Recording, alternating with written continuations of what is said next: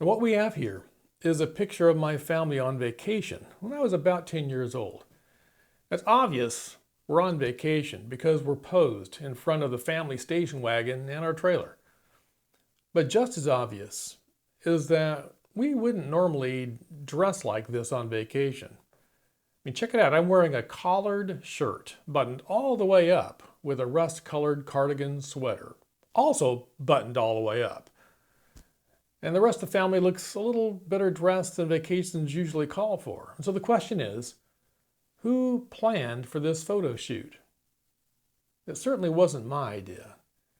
It was obviously my parents who decided that we should immortalize this moment with an upscale casual family photo. And I'm sure that my mom told us exactly what we boys were going to wear. The girls were probably fine on their own. And so my parents found someone in the camp to take this picture and told us where to stand for the shot. And the point I'm making is this. They were in charge. If my parents said we were going to take a family photo, we did. If they told me what I was going to wear, I did. If they told us where to stand, we did. And I'm not complaining. I'd hate to see how I would have turned out if my parents weren't in charge and I was on my own to figure out life. Because being in charge meant more than just organizing family photos. My parents taught me how to live right. And so much of who I am I owe to the love and influence of my parents. And one of the things they impressed upon me is that when I did or said something to hurt someone else, I needed to make it right. And so I learned how to say, I'm sorry, and to mean it. And throughout my life, I'm sure I've said I'm sorry thousands of times. But there are times in life that a person may have done something so wrong and so hurtful that the words I'm sorry just don't seem adequate. A regular apology doesn't seem like enough. Well, Peter had a time like that. He had failed Jesus miserably when Jesus was on trial. Peter was watching from the high priest's courtyard. And when he was asked if he knew Jesus, he denied it. Peter denied any relationship with Jesus, not once, not twice, but 3 times. Jesus was sentenced to die in that trial. And I'm sure that Peter felt like a worm. He'd let Jesus down. Well, the good news is that Jesus rose from the dead. So Peter had an opportunity to express to Jesus his regret for his sin. But his sin was significant. And the words, I'm sorry, would just seem shallow. I can imagine Peter racking his brain, trying to come up with some way to tell Jesus just how utterly sorry he was for the horrible way that he had hurt him. But as the two talked on the shore of Galilee, it was actually Jesus who spoke first. We see the story in John 21, verse 15. When they had finished eating, Jesus said to Simon Peter, Simon, son of John, do you love me more than these? Yes, Lord, he said, you know that I love you. Jesus said, feed my lambs. Again, Jesus said, Simon, son of John, do you love me? He answered, yes, Lord, you know that I love you. Jesus said, take care of my sheep. The third time he said to him, Simon, son of John, do you love me? Peter was hurt because Jesus asked him the third time, do you love me? He said, Lord, you know all things. You know that I love you. Jesus said, feed my sheep. Jesus asked Peter if he loved him more than these. So what does the word these refer to? Well, there are a few possibilities. Jesus could be asking Peter if he loved him more than these things. In other words, the boat and the nets and the fish, the things that were around, the material things that they possessed. There certainly is a problem with Christians loving the things of the world more than they love Christ. But really, that's not Peter's problem. Jesus could be asking Peter if he loved Jesus more than he loved the other disciples. Well, that also isn't Peter's problem. As close as the 12 were, well, now the 11, They were connected due to their love for Christ, and Christ was first and foremost. Jesus was probably asking Peter if he loved him more than the other disciples loved him. Doesn't that seem like a weird thing to ask? But in context, it makes perfectly good sense for Peter.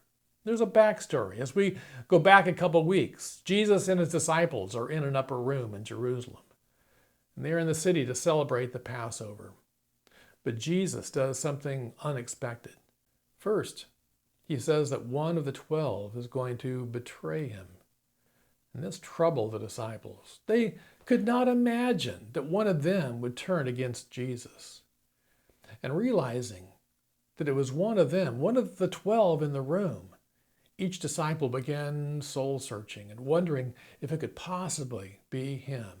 And they sadly asked Jesus, "Surely you don't mean me, Lord?" And then the mood turned very dark. Jesus started talking seriously about his death. And he takes some of the elements of the Passover and associates them with his death. As they ate the bread, he said, "Eat this bread. It is my body." As they drank the wine, he said, "Drink it.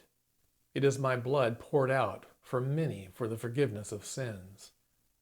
And these words jolted the disciples because they understood that Jesus was graphically speaking about a violent death. And as much as each could not imagine betraying Jesus, the thought of Jesus dying violently was even more unthinkable. But Jesus wasn't finished with the awful news. He went on to say that all the disciples would desert him later that very night. And so, in the time of just a few short minutes, Jesus said that he would be betrayed by one of them. That betrayal would lead to his violent death. And that night, all of them would desert him at the point of his greatest need. The disciples sat there stunned. But Peter was not buying it. He looked Jesus in the eye and he said, "Even if everyone deserts you, I never will." So what Peter is saying is that he is above the other disciples. In his mind, these other disciples might very well desert Jesus, but he never would. Peter believes that his love, his devotion to Christ is superior to that of his peers. But Jesus knows better. He says, "Tell you what, Peter, this very night, before the rooster crows, you will deny even knowing me. Not once, not twice, but 3 times. And Peter doesn't believe Jesus. Peter shouts at Jesus, "No! Even if I have to die with you, I will never deny you." Later that same night, Jesus is arrested. He's on trial in the courtyard of the high priest. It's cold, so Peter is hanging around a charcoal fire in the courtyard, warming his hands as Jesus is being questioned. But as he warms his hands, he's approached by a servant girl who says, "You were with the Galilean who was on trial." And Peter denies it, saying, "I don't know what you're talking about." A few minutes pass. Another servant girl approaches Peter and says, "This man was with Jesus." And Peter adamantly denied it, saying, "I don't even know the man." A little later, a few people in the crowd approached Peter, saying, "You have a Galilean accent. Certainly you know Jesus." And Peter yells, "A curse on me if I'm lying. I don't even know the man." Isn't it interesting that in the upper room, Peter got heated with Jesus, yelling, "I'm not like the other guys. I will die for you if necessary, but I will never deny you." And later that very night, he gets heated with those assembled in the courtyard, yelling, "I don't even know the man." Peter was very passionate when he told Jesus that he would never deny him. But Peter was just as passionate when in the courtyard he denied even knowing Jesus. So here, at the shore of Galilee, Jesus asks Peter if he loves him more than the other disciples love him. That was Peter's boast.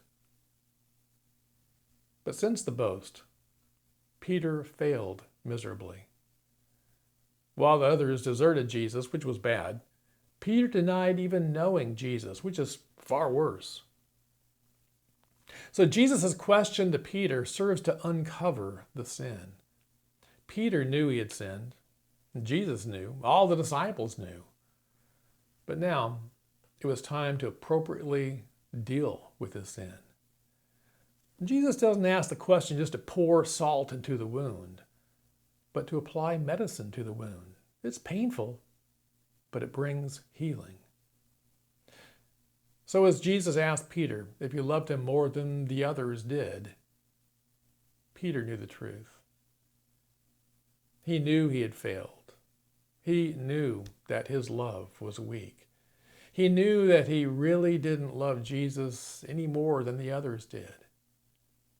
But although he failed Jesus and fell hard, Peter in his heart did love Jesus, and Jesus knew Peter's heart. Peter simply answered, "Lord, you know that I love you." He was no longer claiming that his love was greater than the others. It was no longer a contest to Peter. Peter had been humbled. When Peter answered that he loved Jesus, Jesus said to Peter, "Feed my lambs. From now on, prove your love by obeying me. I am the good shepherd. I came to lay down my life for the lambs. Therefore, I am entrusting my lambs to you. Feed them, care for them, set for them an example, die for them." Verse 18, "Very truly I tell you, when you were younger, you dressed yourself and went where you wanted. But when you are old, you will stretch out your hands, and someone else will dress you and lead you where you do not want to go." Jesus said this to indicate the kind of death by which Peter would glorify God. Then he said to him, "Follow me." Peter had earlier said that he was willing to die for Christ. Peter said the right thing, but with the wrong attitude. Because we all should be willing to lay down our life for the Lord if necessary. We realize that we belong to Christ, that our life is not our own. So whatever path God has set before us, we accept it as humble servants. But when Peter said he would die for Christ, it was a prideful thing to say. It was a slap in the face to the other disciples. That statement was paired with, "Even if everyone else deserts you, I will never desert you." So Peter sets himself apart and above the other disciples. He says, these other disciples may flame out, they may desert you, they can be flaky. But I'm solid. I'm Peter. I'm the rock. I'll never let you down. I'll even die with you. But as Jesus questions Peter about his love, Peter is humbled. He boasted that he was better than all the others. But when it came right down to it, he fell harder than all the others. His failure was significant and public. There was no hiding his sin. Jesus saw him in the courtyard. All the other disciples knew what he had done. As a side note, this shows the grace that the other disciples had toward Peter.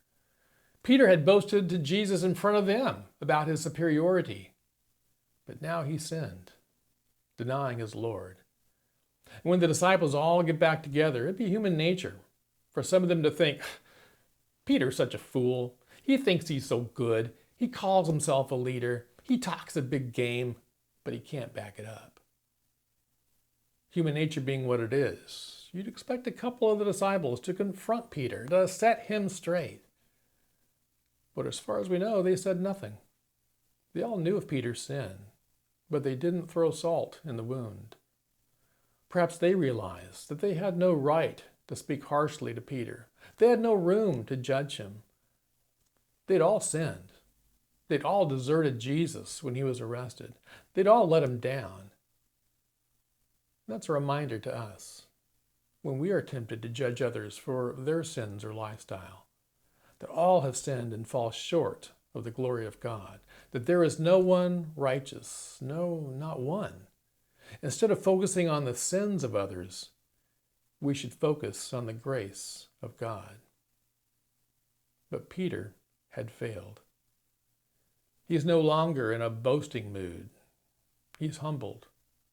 He earlier had boasted that he would be willing to die for Jesus, and yet he denied any association with Jesus when asked. He boasted about his great love for Jesus, but his actions didn't back up his claim. Peter attempts to get back into Jesus' good graces. When Peter first recognizes Jesus on the shoreline, he jumps from the boat before the others, swims 100 yards to shore to be the first one to greet him. When Jesus asks Peter for some of his fish, he goes back to the boat and drags the nets with a huge catch of fish onto shore. Jesus asked for some fish, and Peter, desperately trying to get in Jesus' good graces, offers all the fish.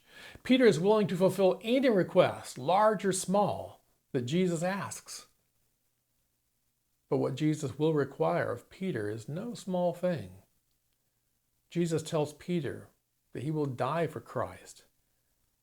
In the upper room, when Peter was boasting about his willingness to die for Christ, Jesus predicted that in the future that would happen.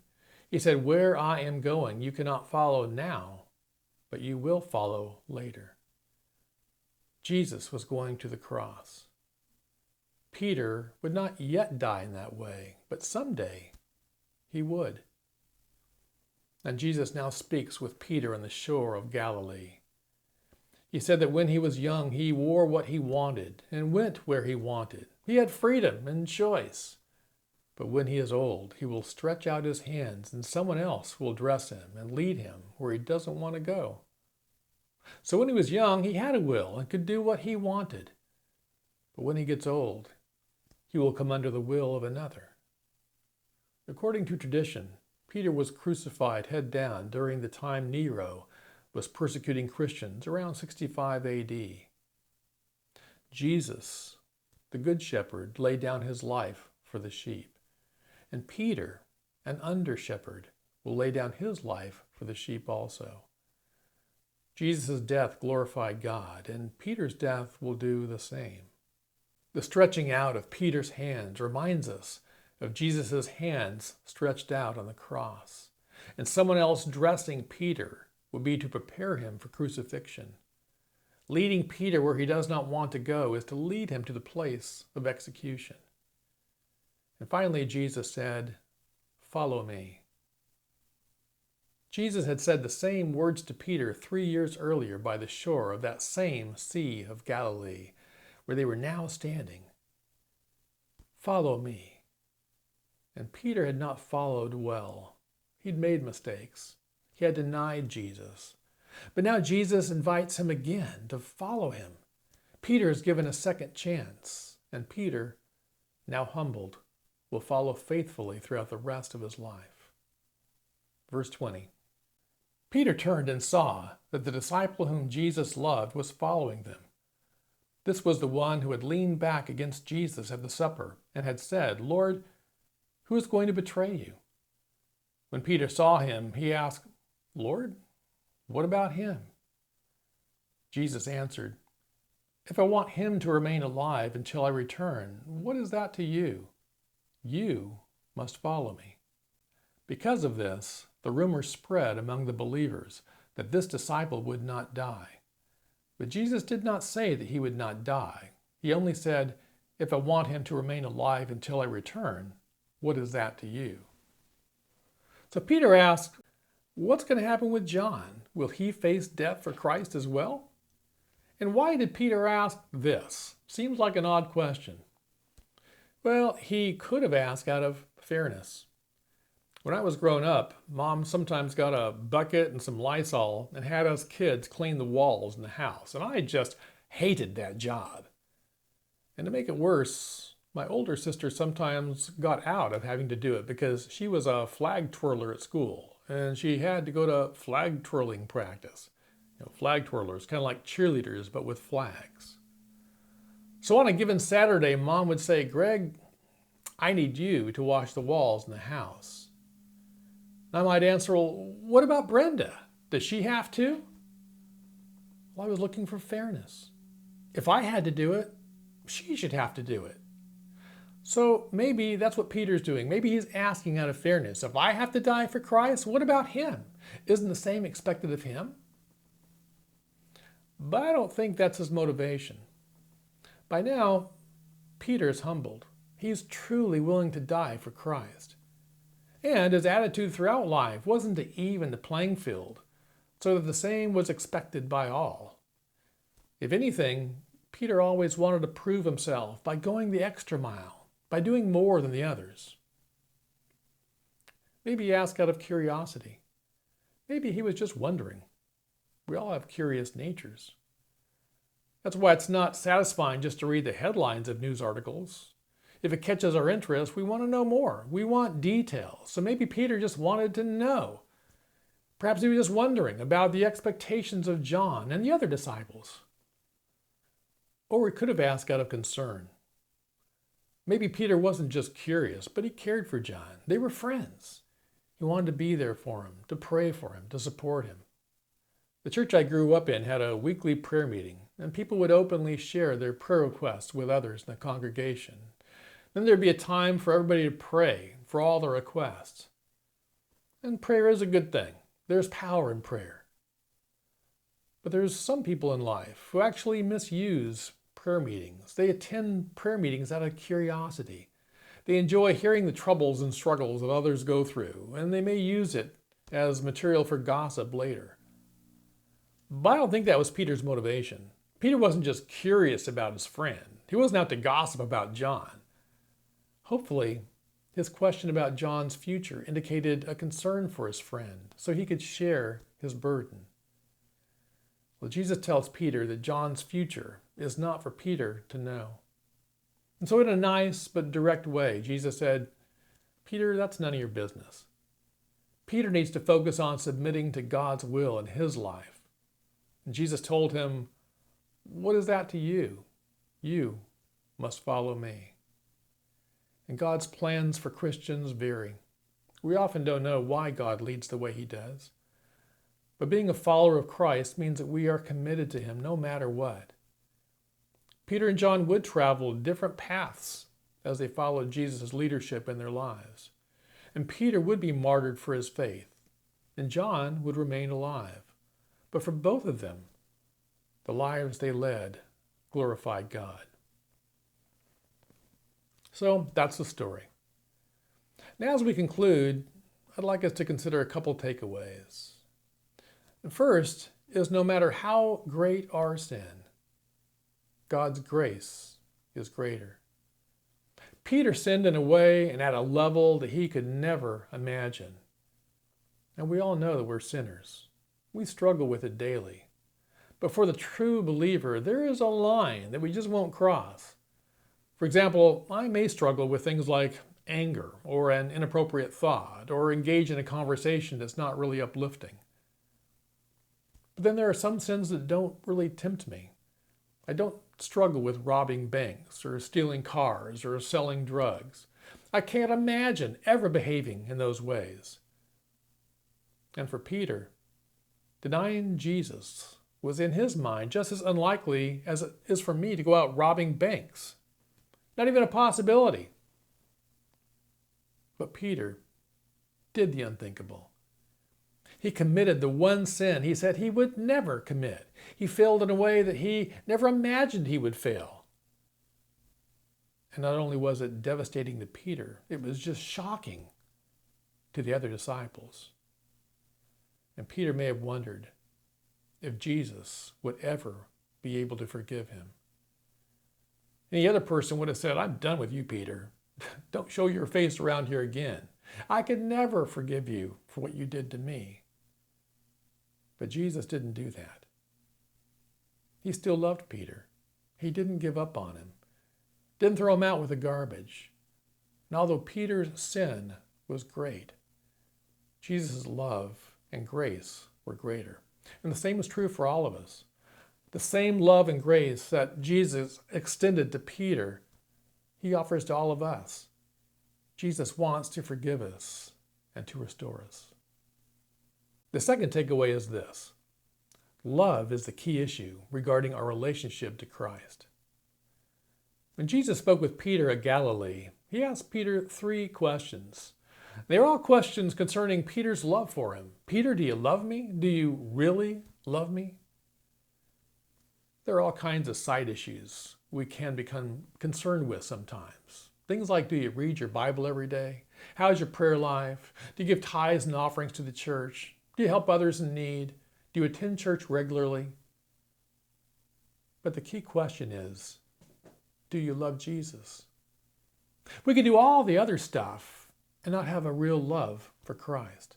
But if our love is right, the other things will be right as well. And if you don't love Jesus, all those other things don't even matter.